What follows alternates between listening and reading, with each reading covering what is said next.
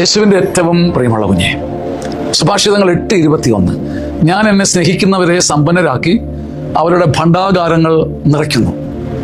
ഞാനാകട്ടെ എൻ്റെ ഭണ്ഡാകാരം നിറയാൻ വേണ്ടി ദൈവത്തെ സ്നേഹിക്കുന്നുവെന്ന് അഭിനയിക്കുന്നു. എൻ്റെ പാപവീഴ്ചയതാ, നിന്റെ പാപവീഴ്ച അത് തന്നെ ആകാൻ സാധ്യതയുണ്ട്. എൻ്റെ ഭണ്ഡാകാരങ്ങൾ തുറന്നു വെച്ചിട്ട് ഞാൻ അലമുറയിട്ട് പറയുകയാണ്, കർത്താവ്, ഞാൻ നിന്നെ സ്നേഹിക്കുന്നു, ഞാൻ നിന്നെ സ്നേഹിക്കുന്നു. നീ അറിയുന്നില്ലേ? എൻ്റെ ഭണ്ഡാകാരം നിറച്ചാട്ടെ. എൻ്റെ ഭണ്ഡാകാരം നിറയാൻ വേണ്ടിയിട്ടുള്ള ഒരു ദൈവസ്നേഹത്തിൻ്റെ കപടമുഖം. താരെയും കുറ്റപ്പെടുത്താൻ പറയല്ല, നമ്മുടെ എല്ലാവരുടെയും പ്രശ്നം. ഭണ്ഡാകാരം തുറന്നു വെച്ചിട്ട് ദൈവത്തിന്റെ കനിവും കരുണയും ചോദിക്കാതെ ഞാൻ അങ്ങേ സ്നേഹിക്കുന്നു, എൻ്റെ ഭണ്ഡാകാരം നിറഞ്ഞില്ലെങ്കിലും എന്ന് ചങ്കിന്റെ ഊറ്റം കൊള്ളുന്ന ആത്മാർത്ഥതയോടെ പറഞ്ഞിട്ട് പെടഞ്ഞു മരിച്ചാലും അതൊരു ഭാഗ്യമല്ലേ? ആ ഒരു ഭാഗ്യമാണ് നമുക്കെല്ലാം നഷ്ടമായിരിക്കുന്നത്.